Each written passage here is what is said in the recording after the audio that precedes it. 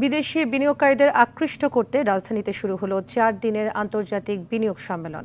Hotel ইন্টারকন্টিনেন্টালে এই সম্মেলনে 50টি দেশের 500-র বেশি বিনিয়োগকারী অংশ নিচ্ছেন। আয়োজক প্রতিষ্ঠান বিনিয়োগ উন্নয়ন কর্তৃপক্ষ বিডার চেয়ারম্যান আশিক চৌধুরী বলেন, সংস্কারের মাধ্যমে সরকার দেশের বিনিয়োগ পরিস্থিতির উন্নয়ন করছে।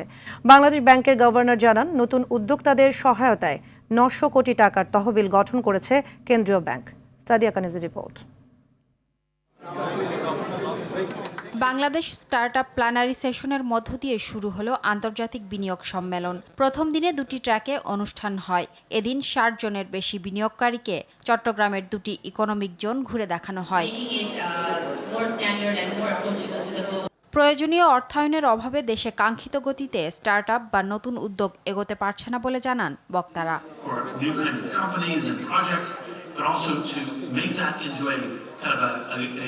সংস্কারের মাধ্যমে দেশের বিনিয়োগ পরিস্থিতির উন্নয়ন করতে হবে বলে মন্তব্য করেন বাংলাদেশ বিনিয়োগ উন্নয়ন কর্তৃপক্ষ বিডার chairman. An ecosystem that is much easier for businesses to operate. So BIDA's role generally I see this year. Bangladesh ব্যাংকের গভর্নর জানান, নতুন উদ্যোক্তাদের সহায়তার জন্য কাজ করছেন তারা। We are also trying শুধু নতুন উদ্যোক্তাদের মূলধন সহায়তার জন্য আমরা এই তহবিল গঠন করেছি।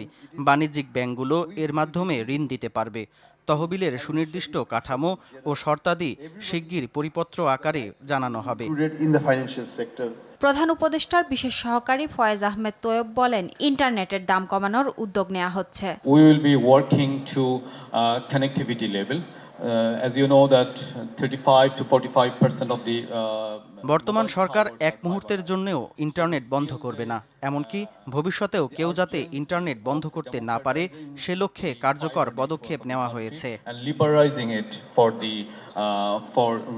for taking the access to internet to the grassroots level. 50 দেশের বিনিয়োগকারীদের নিয়ে এই আন্তর্জাতিক বিনিয়োগ সম্মেলন চলবে আগামী বুধবার পর্যন্ত।